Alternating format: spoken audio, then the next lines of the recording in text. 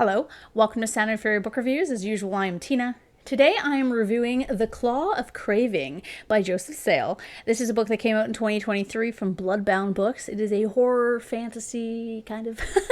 I received this book from the author in exchange for a fair review, and he signed it. That is so fun. I absolutely love that. An unsettling but mesmerizing horror fantasy, The Claw of Craving is a short novel written today that feels like a classic fantasy novel. And not classic like Tolkien, but classic like the weirdo 1970s stuff. The kind of classic that I like. So what is it about? What is Carcosa? For Alan Chambers, a jobless loner, it's the answer to his problems, or so he thinks.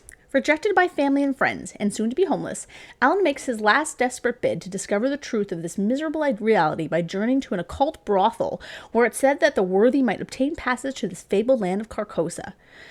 Prepare for an erotic and horrifying journey into the universe of the Yellow King. This is the first book in the Book of Lost Carcosa, so that's kind of exciting. To start off, there's quite a bit of sex at the start of this book. Yet, while the book says it's erotic, it's more... what's the word? Okay, it's not unsettling. It's not intriguing, really. I guess like transfixing. So it's not really disturbing, as it's consensual, though it is violent, and it's definitely not romantic. But the way it's set out for the reader is mimetic, one of my favorite words, in that Alan, the main character, is going through this journey that is a fraught mix of seductive and painful, and the reader in reading feels the same way about what they're reading. We're thrust into this bizarre situation with absolutely no preamble. Had I not read the blurb, I would have had no idea what was going on. But again, this is similar to how Alan is feeling. He's been searching for something his whole life, can't explain what it is, and he's finally found it he believes. He has to go through something very traumatic, I guess, or at least painful, to get to the thing that he wants. And that's where the story really begins. Now, I've never read any Robert W. Chambers, which is what this book is based around. Yet I love when authors take an older piece of work they enjoy and rework it or play with it in a new way. I one time wrote this massive book, 880,000 words, oh my god, where each chapter was based thematically on Auden's The Quest poem sequence. I know, nerd alert. So while my project lies fallow in my computer, I totally get what Sale has done here, as after I read his book, I went on good old Wikipedia and read up on Chambers, The King in Yellow, and it sounds absolutely fascinating.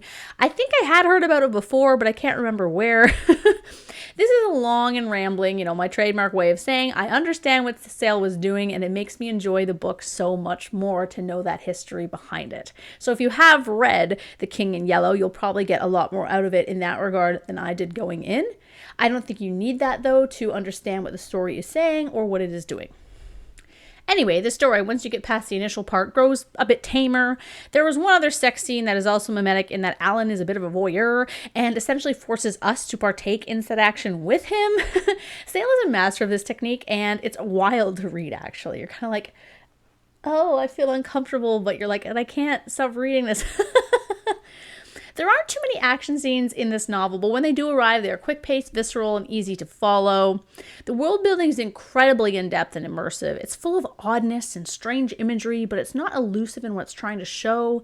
It's dark and grimy and melancholic. It's incredible, really, the amount that he doesn't say that you can kind of obtain from what's happening around the characters. Of course, I have to do some minor critique, or you folks will think I'm easily bought.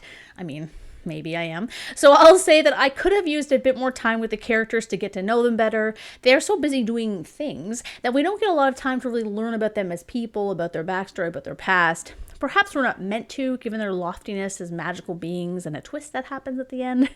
I also found a certain relationship that develops a bit flat, or perhaps just kind of expected, so it didn't really have that oomph that a real romance would have had. I almost would have liked it better if it had been platonic.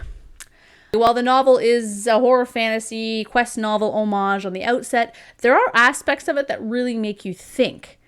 As long as the aforementioned sex scenes won't disturb you, I highly recommend it.